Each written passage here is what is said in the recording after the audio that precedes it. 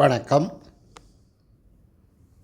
தரமைந்து பெருமை பரிசில் பரீட்சை 2027-28 ஆகிய வருடங்களில் செய்ய உள்ள மாணவர்களுக்கான நுண்ணறிவு பயிற்சிகள் சித்திரப்படம் மூலம் சிந்தனை விருத்தி உண்டு பண்ணி நுண்ணறிவு பயிற்சிகளை பார்ப்போம்.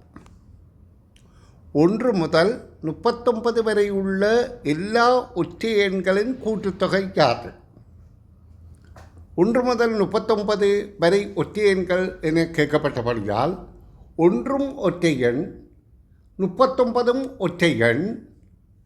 அப்போ 40 அரைவாசி 20 ஒற்றை எண்கள் இருக்கின்றது. 1 ஆரம்பித்து 1, 3, 5, 7, 9 என்று நின்று கொண்டு 39 வரையில் 20 ஒற்றை எண்கள் இருக்கின்றது. இந்த 20 ஒற்றை எண்களின் கூட்டுத்தொகை தான் இங்கே வினாவாக கேட்கப்படுகின்றது. அதற்கு ஒவ்வொரு ஒற்றை எண்ணாக எழுதி நிரலாக கூட்டுவது சாத்தியமில்லை. அப்போ இதற்கு ஏதாவது ஒரு தந்திரமான வழியை பின்பற்ற வேண்டுமாக இருந்தால் இதில் 20 எண்கள் 10 சோடிகளாகின்றது. முதலாவது ஒற்றை எண்ணும் இறுதி ஒற்றை எண்ணையும் கூட்டினால் 40. இரண்டாவதாக வருகின்ற ஒற்றை எண் 3ஐயும் 37ஐயும் கூட்டினால் 40.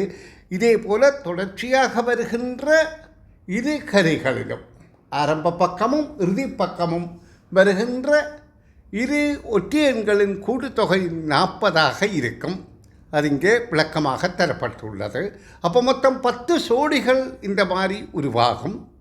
ஆகவே 40 10 சோடி என்றால் அந்த கூட்டுத்தொகை மொத்தம் 400 என்பது விடையாகும்.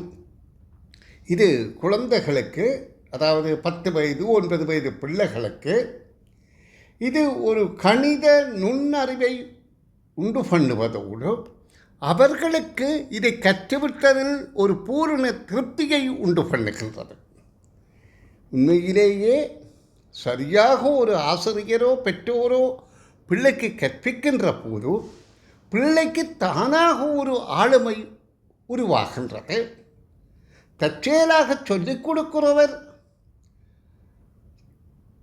அதாவது தடுமாற்றத்தோடு சந்தேகத்தோடு தெளிவில்லாமல் சொல்லிக் கொடுத்தால் அது பிள்ளையை இன்னும் தெளிவின்மே அவரின் ஆளுமை குறையை உண்டு பண்ணுகின்றது.